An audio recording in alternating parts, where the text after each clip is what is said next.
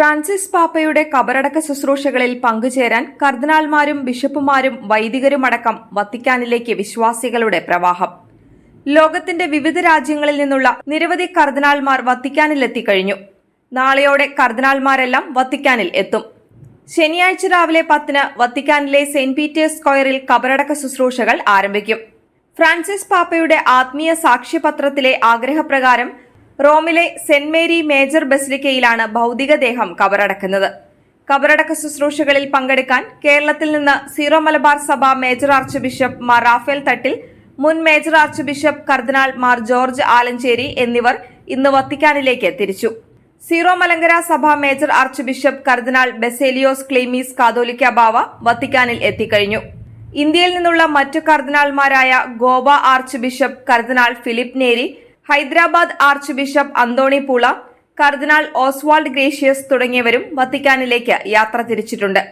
അതേസമയം ഫ്രാൻസിസ് പാപ്പായുടെ ഭൗതിക ശരീരം ഇന്ന് സെന്റ് പീറ്റേഴ്സ് ബസിലിക്കയിലേക്ക് മാറ്റി പൊതുദർശനത്തിന് വെച്ചതോടെ വൻ ജനപ്രവാഹമാണ്.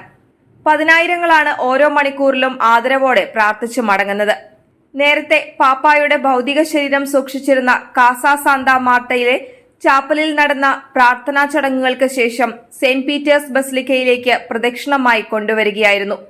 കർദിനാളുമാർ, ബിഷപ്പുമാർ, വൈദികർ എന്നിവരുടെ നേതൃത്വത്തിൽ സ്വിസ് ഗാർഡുകളുടെ അകമ്പടിയോടെയാണ് ഫ്രാൻസിസ് മാർപ്പാപ്പയുടെ ഭൗതിക ശരീരമടങ്ങിയ പെട്ടി ആദ്യം സെന്റ് പീറ്റേഴ്സ് സ്ക്വയറിലേക്കും പിന്നീട് ബസിലിക്കയിലേക്കും കൊണ്ടുവന്നത്.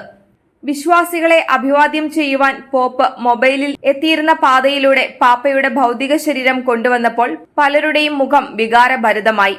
മണിമുഴക്കങ്ങളുടെയും ലാറ്റിൻ ഗാനങ്ങളുടെയും ശബ്ദങ്ങൾക്കിടയിലായിരുന്നു ഫ്രാൻസിസ് മാർപ്പാപ്പയുടെ ഭൗതികദേഹം എത്തിച്ചത്. പ്രാർത്ഥനാ ചടങ്ങുകൾക്ക് കാമർ ലെംഗോ കർദിനാൾ കെവിൻ ഫാരൽ നേതൃത്വം നൽകി. ധൂപസമർപ്പണം, പാപ്പയുടെ ഭൗതിക ശരീരം സൂക്ഷിച്ച പെട്ടിയിൽ വിശുദ്ധജലം തളിക്കൽ, സുവിശേഷ വായന, മധ്യസ്ഥ പ്രാർത്ഥനകൾ എന്നിവ കർദിനാളുമാരുടെയും വൈദിക ശ്രേഷ്ഠരുടെയും സാന്നിധ്യത്തിൽ കർദിനാൾ കെവിൻ ഫാരൽ നടത്തി. വത്തിക്കാൻ മീഡിയയിലൂടെയും മറ്റ് ചാനലുകളിലൂടെയും ലക്ഷങ്ങളാണ് ഈ ദൃശ്യങ്ങൾ കണ്ടത്.